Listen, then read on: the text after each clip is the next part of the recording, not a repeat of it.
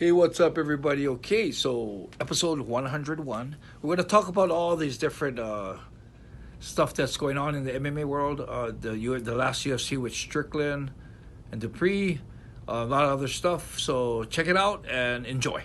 Right on.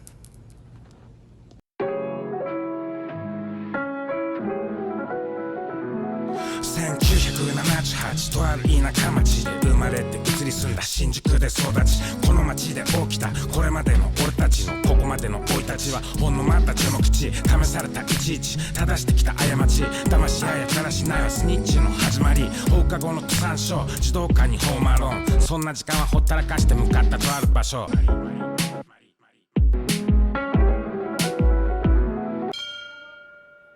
What's up, everybody, and welcome back to the Yamatodamashii podcast, episode 101. And this time, we're back, and we're going to talk about some UFC, because it's been a while since we talked about kind of what's been going on with the UFC, some of all the ins and outs with different matchmaking for some of the big cards coming up. And there was a big UFC that happened last night. Sean Strickland versus Dupree, UFC 297. So we thought we'd touch on that. I want to get Enson's thoughts on some of the fights, some of the pre-fight antics as well. And so, yeah. So first of all, you're obviously in Hawaii. Is it good to be back? Yeah, always good to be back. Hawaii's. I love Japan. I love Hawaii, and to have to pick one or the other is kind of hard. So the fact that I have a business in Hawaii, my parents are here. I have good reasons to come to Hawaii. So coming back and forth is like so awesome. It's funny because when I leave Japan, I miss Japan. Want to get back to Sarah, the dogs. You know, I see she sends me videos. I want to go home. But then when I'm in Japan and I set a Hawaii trip, I look forward to coming to Hawaii. Mm-hmm. Well, you got lined up for Hawaii this time. I've seen you already straight back to the cold plunges. Yeah, I'm back on my cold plunges. I got it doing it every day. And then I got actually the main trip for this was a funeral of a classmate. Oh, shoot. That shit. Yeah, on the 28th, I got a funeral. And then I also, another big thing was Angela Lee is having a kickoff event of her fight story. Nice. So that was another big reason why I came back. And I thought, okay, funeral, 28 and the 4th, February 4th, I figured, okay, that's a span of a week. So I'll just come back for that. And actually, I was going to just come back for the funeral and then for Angela's thing and fly right back to Japan. And I was thinking, I'm already here. I may as well, the shop is so easy because I just open the door, turn on the lights, and ready for business. So I figured, I may as well open up the shop, come a little early, open up the shop, take a break during that week with the 2 events, and then open up for another week and fly back. So ended up, I told Sarah, just be a week trip, a fast one. It ended up being a month. Nice. Yeah, your trips are always busy and there's always different people popping up. So it's always cool to see on your social media what's happening. Make sure you guys follow Enson if you haven't already followed his channels. So today's topic, like I said, we're going to just run down some UFC stuff. There's loads of different news and there's some other stuff in MMA as well in general kind of going on. So I got loads of things I want to ask you about, but let's start with the card from last night. First off the bat, we had Sean Strickland versus Dupree. Let's start with who you thought won that fight. I thought Sean won. Really? Wow. I am biased because we trained there, but I just thought he hit him with better shots. I mean, I know the punch stats are about the same. He did get taken down, but Dupree did do nothing with the takedown. Sean got right up, so I don't think the takedown should score for anything. Taking that out, damage-wise, they both got damaged. Sean's one looked worse because he had cuts on the head, which bled down, so it just made it look worse. He picked it up. I think he picked it up on the 4th round really well. I mean, the 5th round really well. 5th, yeah. So, yeah, I don't know. I just thought overall, watching the fight, I just felt that Sean rocked him once, So I thought Sean. I just thought Sean won. I mean, it was so close that it wasn't like rip off or anything. It was kind of like, oh damn, I thought Sean won, but that's why I'm not a judge. Yeah, I don't know. I think I had Dupree at the time when I watched it. I think maybe 3 rounds to 2. But then when I saw Dana said he thought that Sean won, and I saw a few other people online say that they thought that as well, and now you've said that, so I'm like, oh, maybe I missed something. But it'd be It's one of those things that you rewatch the fight and try to watch it. Because I was, for me, I was watching it with biased eyes because I was, extreme. I was cheering for Sean. I was watching all his punches hit. Yeah. Yeah, I know what you mean, right? Sometimes when you've got that sort of personal feeling towards it, you're kind of leaning towards. And the funny thing is, it was a win-win situation for me because Dupree's is such a class act. I like that guy, straight up good guy. Even in the press conferences when Sean was talking shit, or the way he acted, even when Sean was trying to be a nice guy, the way he acted was something how I think a warrior would act, and kind of respectful, but still not being a pussy or not giving any leniency. So and of course the journey he had, and how big this was for him to win that, and with his father there and everything. For me, I wanted to see that as well as I wanted to see Sean win. So for me, it was kind of like when they were calling out the cards and it was a split decision, I was like, damn, I hope Sean wins. But I thought, you know what? But if Dupree's win, that's good too. I was kind of in that like, Yeah, he's an interesting guy, Dupree's. But then he's had his own controversies as well. If you remember some of the shit he said to Sean early on in the fight about his childhood and his abuse and stuff, and that's what kind of made things a bit personal. But it'll be interesting to see what happens next. Well, I don't know. What do you think about that? I mean, I don't think that's a very strong division right now.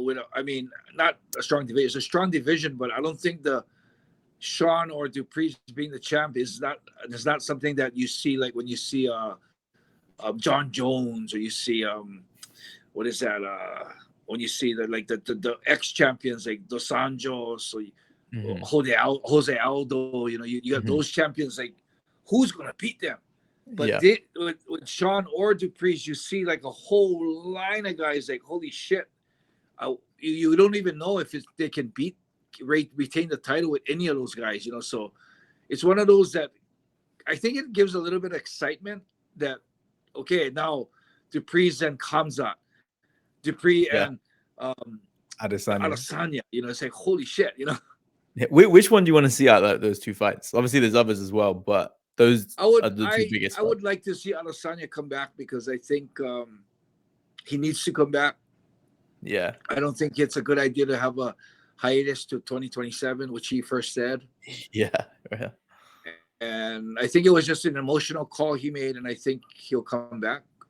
Khamzat is also good, but I don't think Khamzat should get an immediate title shot. I think he needs to beat a couple rankers in that division. I don't like how guys just all of a sudden calling out the champs in the division of, they didn't beat any rankers. I mean, it's not fair to all the guys 1, 2, 3, 4, 5 that's battling it for years, Mm-hmm. Yeah, I know what you mean. It's just with Chimaev, he's got that skill set, that charisma that you just you want him to fast tracked because you want to see him fight these different types of opponents. So, but then the only reason I wouldn't want to see him, I would be the same as you, right? I would pick Adesanya to fight first. And the only reason is because Chimaev recently was like really ill. And so you almost want to check that, you are healthy enough to fight for a title, because some of the health issues I think he's had has been a bit crazy. But the Adesanya fight writes itself, right? They were hyping that fight before they even could do it, and then obviously Izzy lost the belt. So I'm excited to see that. I think I would want to see a Strickland rematch too. Yeah, they need to do that. I mean, Strickland's right there, right? Like he one fight away, really. Storyline. If Dupree fights Adesanya and the winner gets Strickland gets a shot at the winner, or the loser for another title shot, that's a good story right there. Or you do Chimaev versus Strickland, #1 contender. Could be interesting. That would be interesting. That I would agree with. Chimaev has to beat someone in the top to get a title shot. Yeah, I think there's Jared Cannonier as well lurking around. Oh, yeah, that's right. Jared Cannonier too. Interesting. And then there's Robert Whittaker versus Paulo Costas coming up as well. That's a great fight. So wow. Paulo Costa's in that division too. Oh my god. Yeah, middleweight's exciting, man. There's some good And then you stuff got going on. Pereira thinking of coming back down to do it again. Yeah, right, exactly right. He's like the boogeyman. Jesus Christ, nobody wants that. That's why when you look at that division, and you see all those animals, and you see like Strickland or Dupree's, I think is still not fully tested. Mm. When you see that, it's like, oh, like when Adesanya was champion, it's like, yeah, that's the champ, but it's like now it's like, wow. Now all of a sudden it's exciting to see all these different guys fight now the champ, So like before it was Adesanya's pretty much cleared the whole thing out, beat Whitaker. I mean, it was like, who's Adesanya going to fight? Yeah, but now it's true. kind of Actually, exciting. it is way more exciting now, right? It's definitely it is. It's got to a good place. Let's talk about some of the pre-fight comments because I know that you're a fan of Sean Strickland and stuff, but he obviously got into some hot water. There's a lot of controversy surrounding some of the stuff he said, and I wanted to get your take on it because it seems to have split a lot of people, right? Where some people are saying free speech, he can say what he wants, and then some people are saying what he's saying is really like hate speech in some sense. So I just got it. What's that? Yeah, with this about the gay thing. Yeah, he brought all that stuff up, and the thing, I guess, the Dana and Co kind of sort of say like, hey, you can say what you want, right? He's not going to police people, which I'm not 100% sure he sticks to because there's been times where he has policed people in the past. True. There's definitely, because the fighters don't really seem to be allowed to talk about Palestine. They seem to get all their stuff edited out about that. And then there was the whole Black Lives Matter thing. I think Tyron Woodley, do you remember? He kind of like said like, I'm not having that in the octagon and all that sort of stuff. And he was kind of not so cool about it. So there's been a couple of times where we've seen, a bit of a, double standard there. But if this is the new policy, right? I think the thing that I thought was a little bit disrespectful to Sean Strickland was, did you see what he kind of said about Raquel Pennington? No, what did he say about that? He was kind of like, oh, she looks like a meth addict. Like nobody cares about these women's fighting on the card and stuff like that. And it was kind of like, it's the sort of thing that he could say like with his boys, but don't be saying that in the public forum, because that's when I was like, it's not a good look. Like it's kind of shitty to be. Okay. When you're watching him talk, don't look at him like a regular person, but Sean Strickland is not a regular person. And if you met him, if we ever went to Vegas and he went down there, you got to meet him or just sit in the gym and watch him train, the shit he says during training and after training and before training is shit is borderline for a normal person. Yeah. Let alone when he's talking about something he doesn't like or he doesn't feel good about, and it comes up to a stronger twang. Considering knowing Sean Strickland's personality, I take that. I mean, what he said, if it came from like Adesanya or Whitaker, then it's like, what the fuck? But from Sean Strickland, watch any of his interviews. He says controversial shit.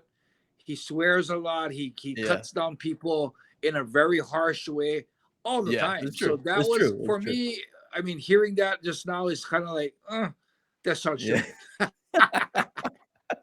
He's definitely got some sort of pass, right? Like, because people were just kind of putting him down to this like crazy guy that's just sort of yelling at all sorts of shit. Like nobody's safe. I mean, that is true, right? Like with him, nobody's safe. I don't get the impression that he like hates one group of people or anything like that. Really, I think it's more like you say, he's just fucking nuts and just says the first thing that comes into his head. What it is with him is he says what he feels, right?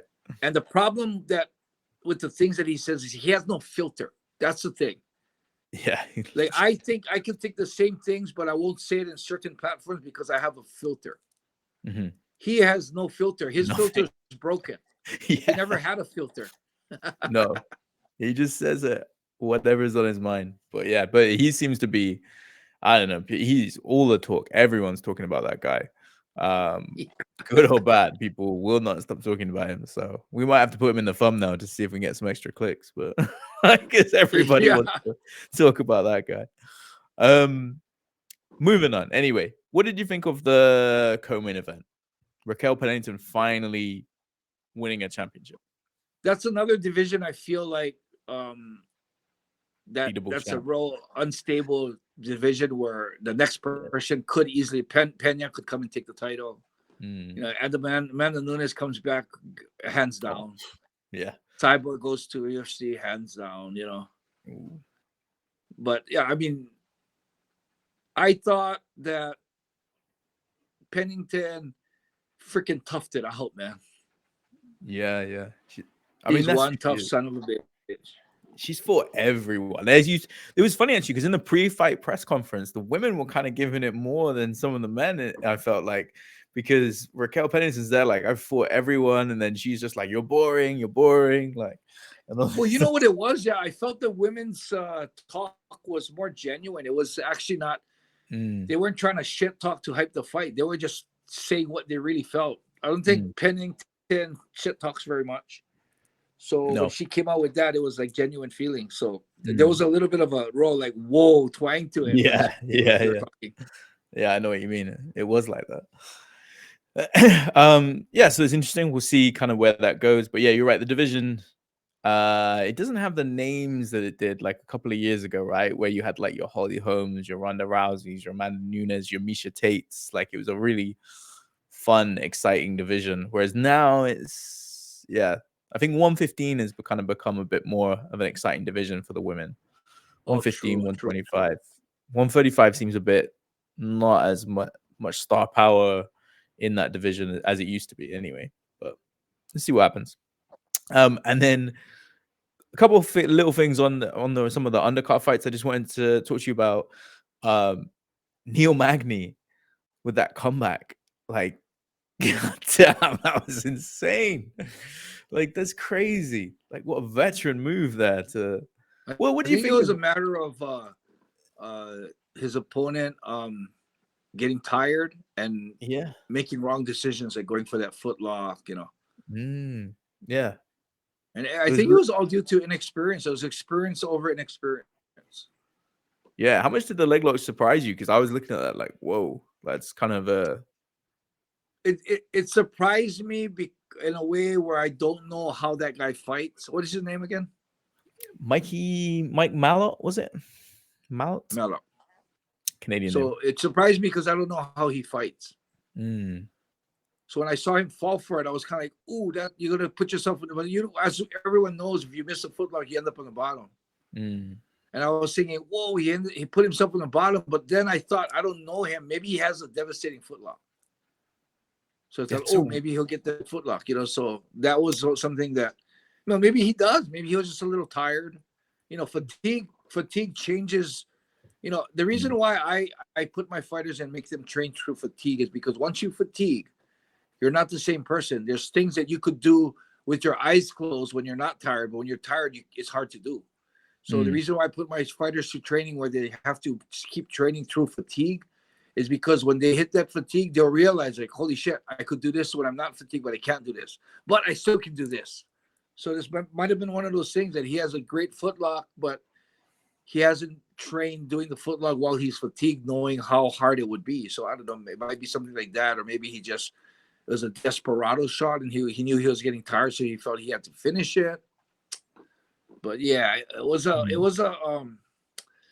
I don't know. I didn't think it was a bad choice in the beginning because Neil Magney was getting schooled. He looked tired. I mean, I don't know. He didn't look tired. He looked like he didn't have that much power left. And, you know, I felt like, yeah, that was you don't want to put yourself on the bottom, but you should be okay because you're pretty much dominating this whole fight. I didn't imagine it was going to take 100%, 180% turnaround. I can't remember the last fight where we had that sort of like crazy turnaround. I literally was trying to think of something where it had been such a foregone given conclusion where they were going to win the fight and then suddenly just loses that. Like that heavyweight Derek Lewis. Oh yeah, Derek Lewis had a bunch of those. Yeah, he did. And he had a couple where it was like on the last possible second. Boom, catches him, done. Yeah, the footlock to me was an interesting choice because you never see footlocks in the UFC go well. Yeah, it's like in Japan you see them more often, right? Like people train leg locks, I think, a lot more. You see them. Who's the guy? Kitauka. He's always throwing up leg locks, But and Shinya Aoki, like those jiu-jitsu guys, like they're renowned for it. But in the UFC, you never see leg locks, so it was kind of like one like, ooh, okay, that's interesting. Look, almost like you say, it was kind of like super desperation, like, oh shit, something like he must be tired, kind of. So yeah, and then the other one I wanted to ask you, because I was watching Arnold Allen and Evloev, and I enjoyed that fight. Like Dana White was kind of saying like, oh, it was a bit slow, but I actually thought it was a pretty interesting fight. No, I thought it was a good fight, man. Yeah. Jeez. Yeah, do you know what I mean? I thought that was Eliev's takedowns are insane, but Arnold Allen is just really like tenacious in his striking, and he kept coming. But the thing that really pissed me off about this fight, and I know you're gonna feel the same, those knees to the head. It was like, like that could have changed the whole fight. Like it could have changed the outcome of the fight, and it's such a stupid rule. Yeah. It's like, it is. It's a dumb rule, and especially when you see guys reaching down, because in that situation there was no reason for him to be reaching down for the ground, except to try and play with the rules. Yeah, it's bad. It handicaps the fighters, because with that rule, instead of like either like going to a turtle or trying to sit it out, they try to put their hand down, which is you do it in the street, you're done. I mean, I guess for me, I always look at the fight as a reality check, and you learn to fight to protect yourself in the streets, and that is like a handicap right there. I mean, that whole rule is just needs to go. It just unified rules needs to become Ryzen's superior rule set. Like they've got the best. I thought the rule was they had to have weight on the arm. They have to put weight on it. Yeah, yeah. Maybe not. I don't know, but that actually would make more sense. Create a 3-point stand. There's had to be an equal amount of weight on the hand and the feet. Yeah, I think they were. That was definitely his hand was just touching the ground. Commentary was kind of saying like, oh, he's lifting his hand up and then kneeing him, and that's kind of stopping him from. And it was just I don't know. The fact they were debating it was just like, just get rid of this stupid rule. It's killing me. But yeah, those. I enjoyed that fight. I just thought that rule just kind of, because it would have changed. I really feel like it would have changed the that was pretty decisive, that because they had to break that whole position. But yeah, we'll see. The guy looks great though, Evloev. I'm excited to see him again fight someone else, because 145 is a pretty interesting division. And there was a couple of things, right, like that were kind of crazy, came from the commentary team, but not actually on the broadcast. But I wanted to get your opinion on.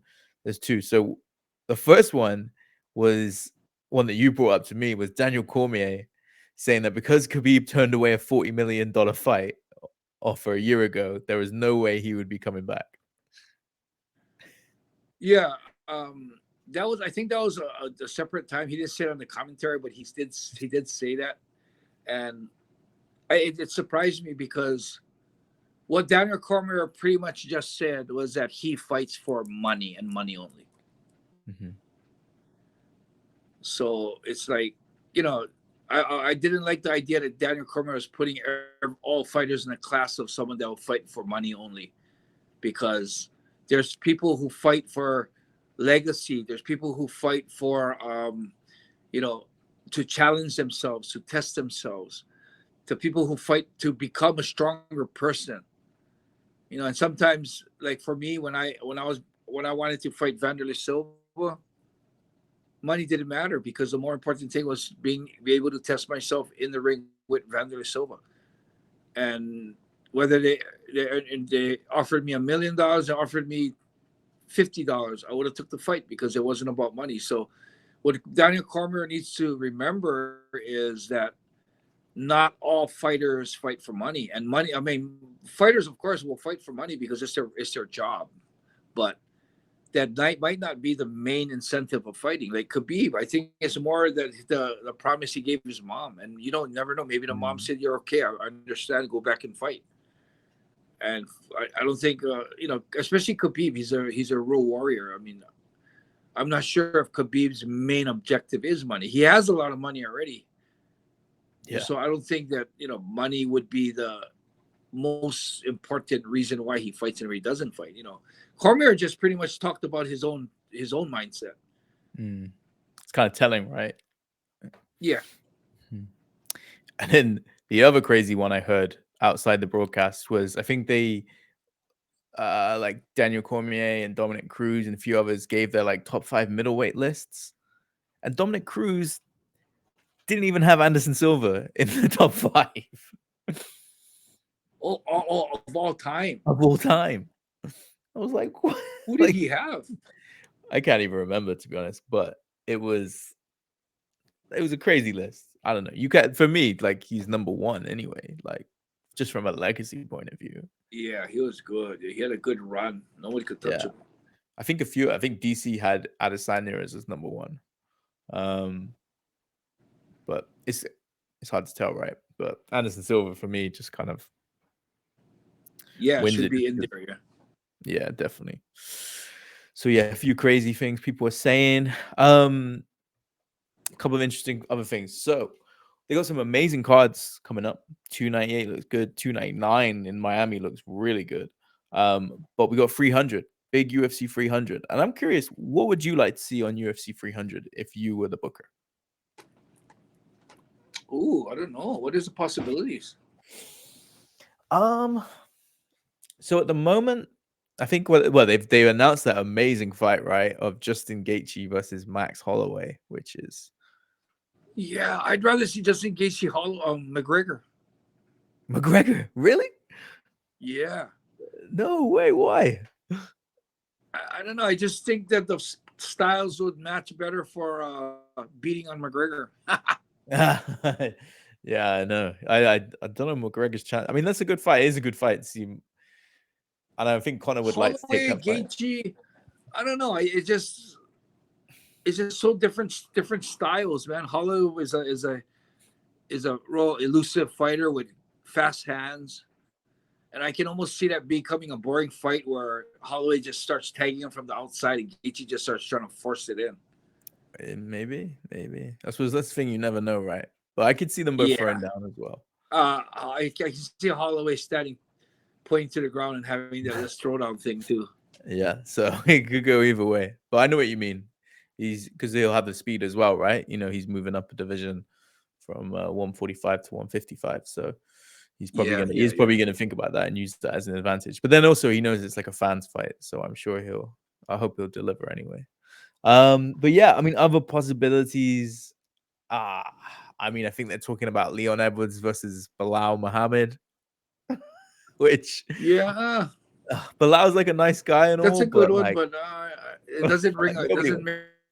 Yeah. That match doesn't make a UFC 300 match for me. No, I know what you mean, right? It doesn't feel like it's a good fight, but it's like Who is there anyone you'd like to see return? Because people are like, oh, is Brock Lesnar coming back? Or, oh, is Ronda Rousey coming back? Or they've ruled out Conor McGregor. He said he's not coming back. But then you never know. They say that sometimes. Nate Diaz. How's Nate Diaz? Yeah. He could be one. They could surprise us. He could be one they might bring back. There's some talk about that, so maybe Nate Diaz. Who else is there? Masvidal. There was a little bit of talk of Khabib. That would have been nice. There was talk of Khabib. Yeah, that could be good. But yeah, that doesn't sound like it's going to happen. From Javier Mendez, I think, shot that down. The Khabib's not coming back. Yeah, I don't think he's coming back either. Yeah, so because who would he fight? Who would you put him against? Oh, Khabib? Yeah. Leon? I know, really, Because he already fought Gaethje, right? And he's not going to fight Islam, so it's probably Leon. He'd probably go up to 180, 170. Yeah, and even when you think of that fight, I mean, the styles just it could be a real one-sided fight. Could be. Be interesting. I think that's probably, if you're gonna bring him back, you probably got to give him a title fight, right? Well, it depends what his intentions are, I guess. Like it could be like George St. Pierre, like come back for a title fight and then retire straight away when you win the belt. So, yeah, I don't know. Well, we'll see. We'll see what they announce. But there's always surprises, right? 200 was the surprise of Brock Lesnar. Some other stuff going on in MMA outside of UFC, they have announced a very big PFL versus Bellator card. I don't know if you happen to see that. Shit, yeah. What is that card? I didn't get to see the card itself. It's pretty crazy. Like, I'm less familiar with some of the PFL guys, but the Bellator names, you know, obviously, there's a good roster there, but it's everyone pretty much. The only one that I didn't see on the card is Cyborg. What that is like? There's like a perfect match for that. Cyborg, I know, right? Kayla Harrison. I think they're saving it, but this card is pretty stacked because you've got Renan Ferreira, who's the heavyweight champ of PFL, versus Ryan Bader, the heavyweight champ of Bellator. You've got the middleweight champ bout where you've got Kasenge from PFL versus Johnny Eblen, who obviously Johnny Eblen, many people think is one of the best middleweights in the world. You've got Jason Jackson, the welterweight champ of Bellator, is yeah. Pitbull fighting Pinedo. Yep. Nemkov Capelosa. Yeah, I think the one that I like is Clay Collard versus AJ McKee. Like, that to me, that should be the main event. Like, that's a great fight. You know what's a good one too? Thiago Santos, Yoel Romero. Yeah, that's a brilliant fight. Old timer. Got Aaron Pico on the card. Clarissa Shields back again. Clarissa Shields. Yeah, I see that. So you know what's like something about this card is like, most of the fights I only know one half. Same. This is my for the most part is the Bellator part. Like, and it's not because the fighters aren't that good. It's just because the PFL and the Bellator doesn't have as much exposure as UFC has. Yeah, PFL is hard to watch. PR is second to none. Yeah, and PFL in the UK, I mean, you have to have a DAZN subscription, which I don't have, so it's quite hard to watch PFL. Yeah, whereas Bellator used to be on like a free service, so it was quite easy to watch.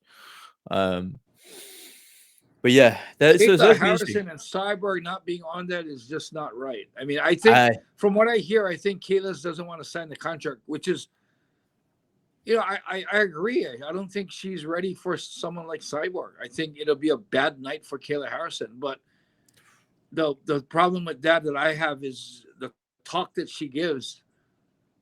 It really makes her look bad not signing the contract the way she talks. Yeah, and I just saw Cyborg knock someone out in boxing this weekend in like... Oh, did she win? I didn't even know what happened. Oh, cool. Less than a minute.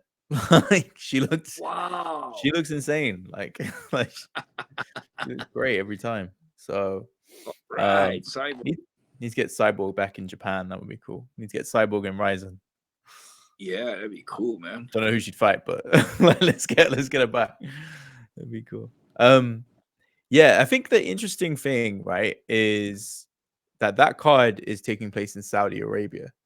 And obviously Saudi Arabia is making some pretty big moves. You know, obviously with boxing, like they've changed the game in boxing. Like the way they're bringing in all these super fights that you never thought could happen. They're getting promoters who said they'd never work with each other, finally working together.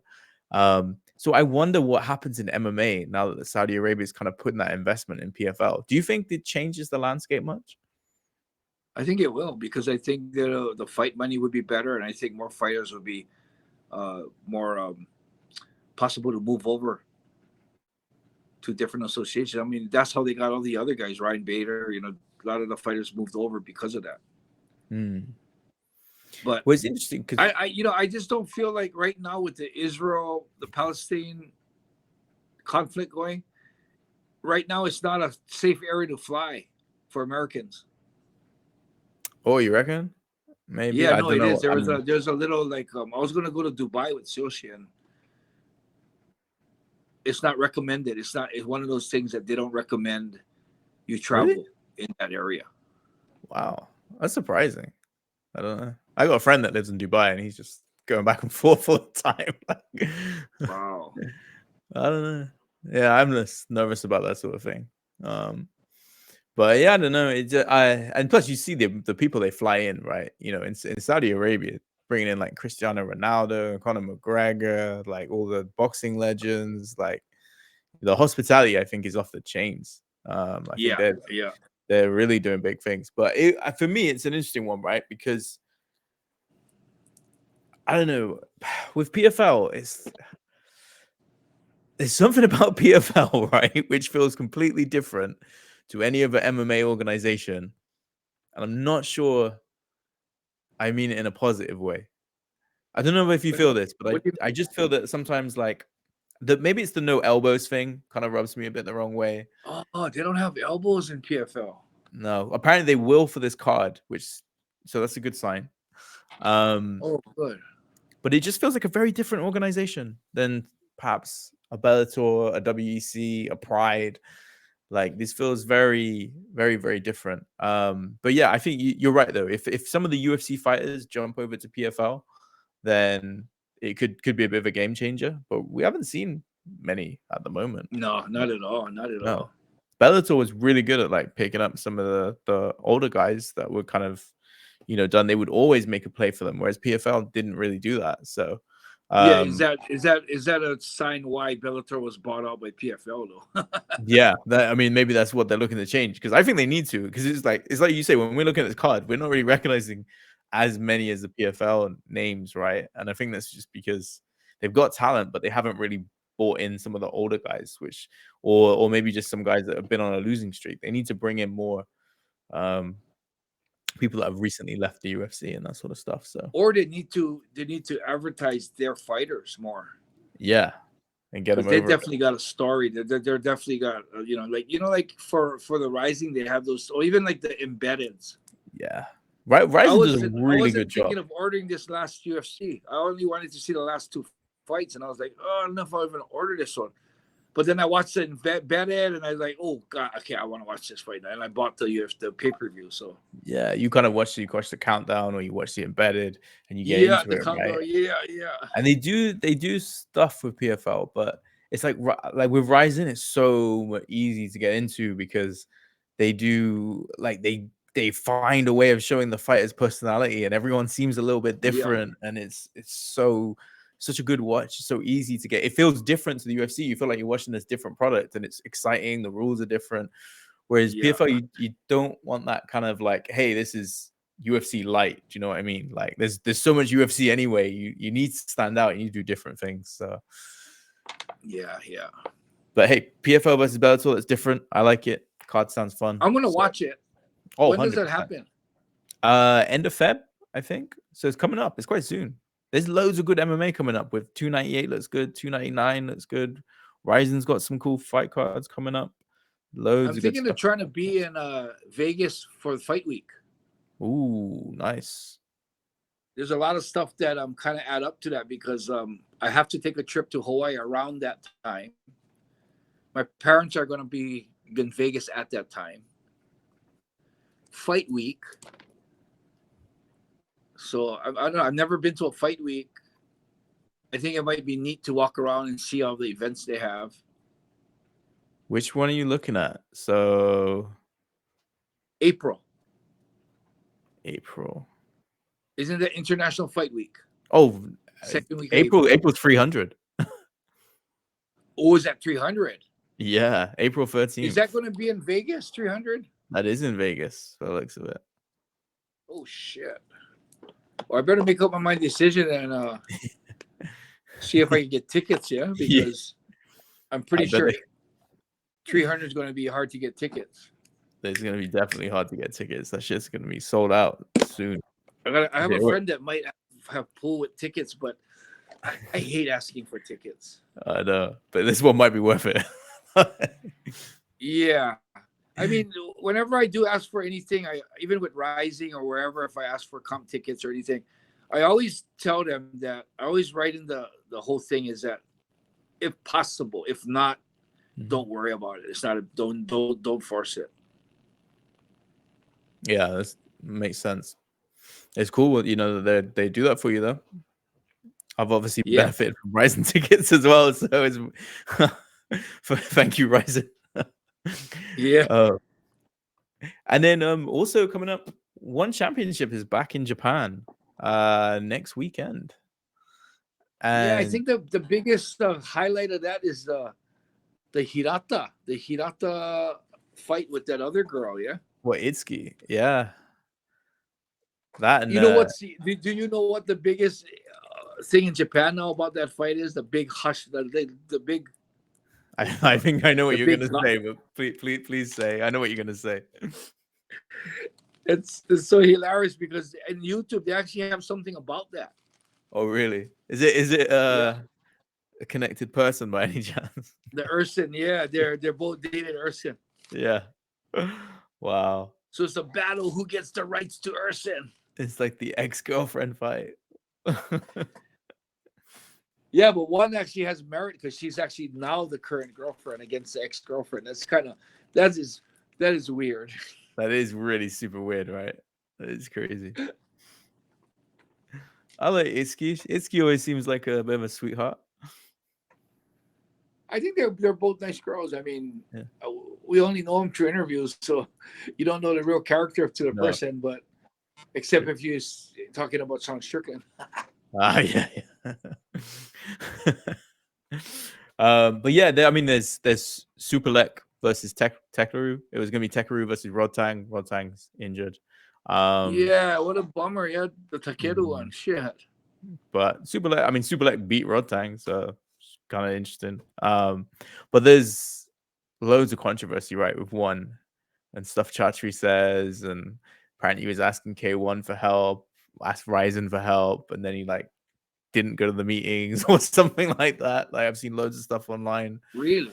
Yeah. It's and then you've probably heard all the rumors about one and not getting funding from Qatar, and there's loads of really there's tons. If you look online, there's a lot of interesting rumors about One Championship and how it was supposed to take funding from Qatar and put on events there, and it got used for Chatri's apprentice show or something like that. Like there's a lot of interesting rumors circling around about one at the moment, so we'll see what happens. I had never heard of those.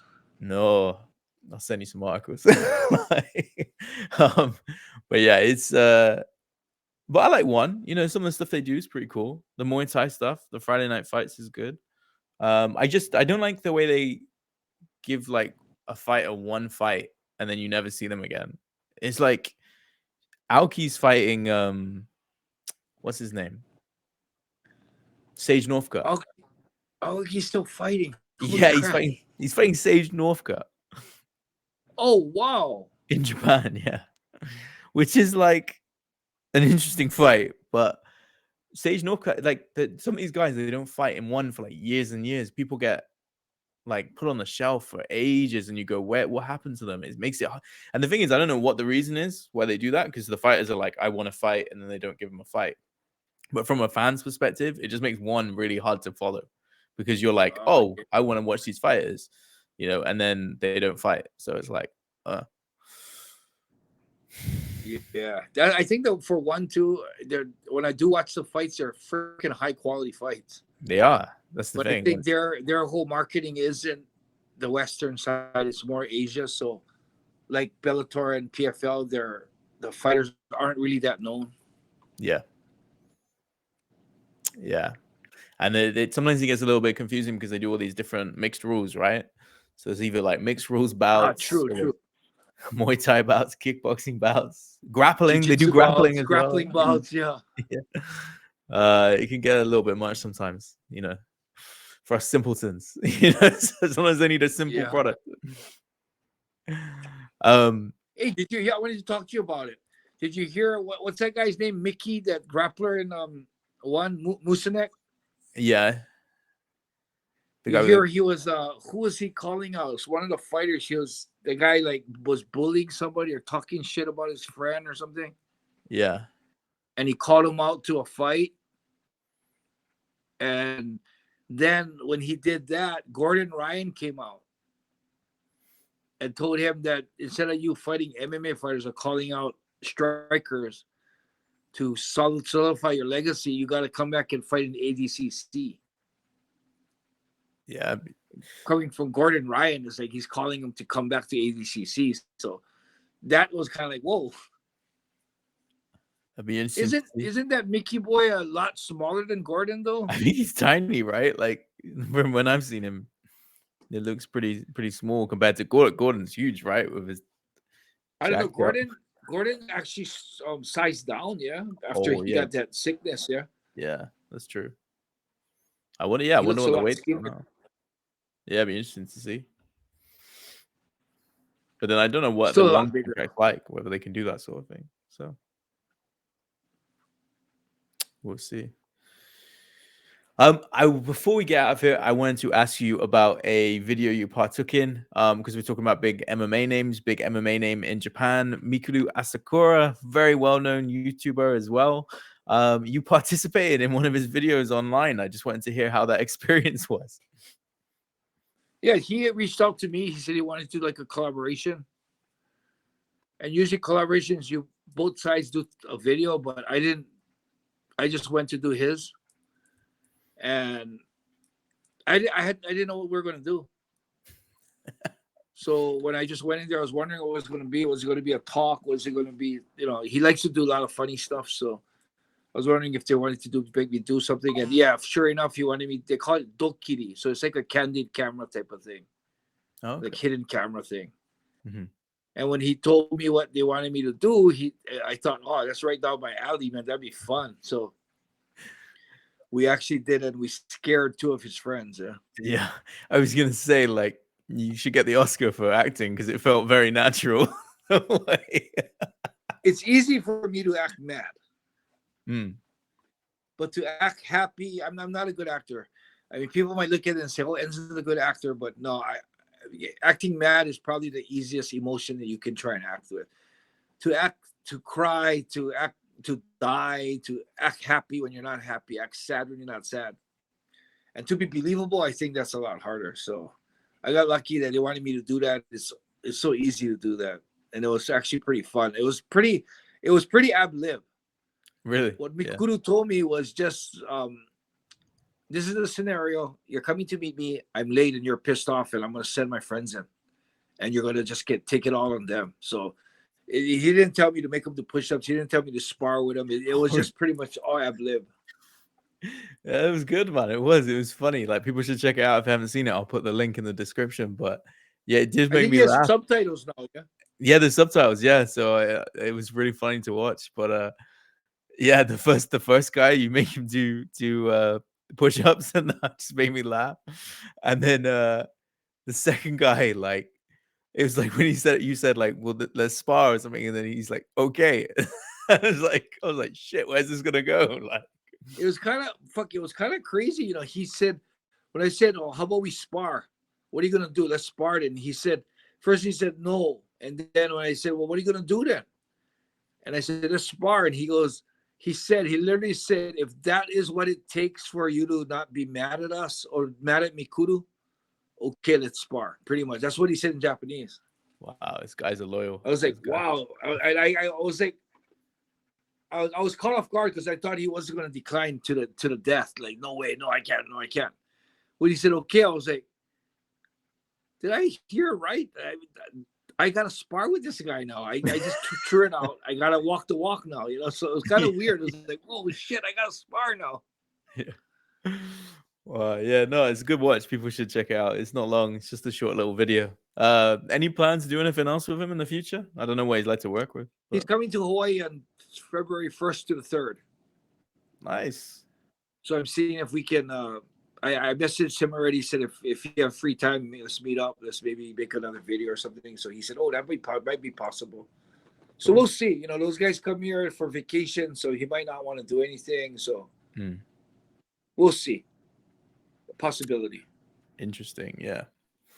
Yeah, he's such an interesting guy, right? Like, for his generation, he's kind of changed the whole game in Japan. Like, yeah, I mean, we're breaking down. It's just changed the whole industry. It's the whole YouTube thing. He's just established that, YouTube. Yeah, he just established that you could actually make a living on YouTube. Yeah, I think just for me, it's kind of like he's just I think people in like say 10, 20 years time will look back on on how the industry changed at that moment when he started doing all this stuff. Because if you think Ryzen definitely feels more popular in Japan since he came along and did all his YouTube stuff. So yeah, for a whole different age, man. Yeah, different vibe as well, right? Like the scene feels very different now. People trying shit and all sorts of stuff. So some people like it, some people don't, but it's interesting. Cool. Well, I think that wraps up this episode. Unless you got anything else you want to add? No, everything's good. I'm going to open up the shop in 30 minutes, so perfect timing. Nice. Good. Well, don't forget, everybody, to check out all our 100 episodes of other content. We've done all sorts of stuff talking about all different topics. It's available on YouTube, Spotify, Apple Podcasts. Check it out. Whatever medium you guys use, it's there. But yeah, all right, everybody. Speak to you guys in a while. All right, everyone. Thank you for watching. I hope you enjoyed it. If you have anything else you want us to talk about, write in the comments. If you have any questions, write in the comments. And have a good day. Make sure you like, subscribe, and share. Right on, brothers.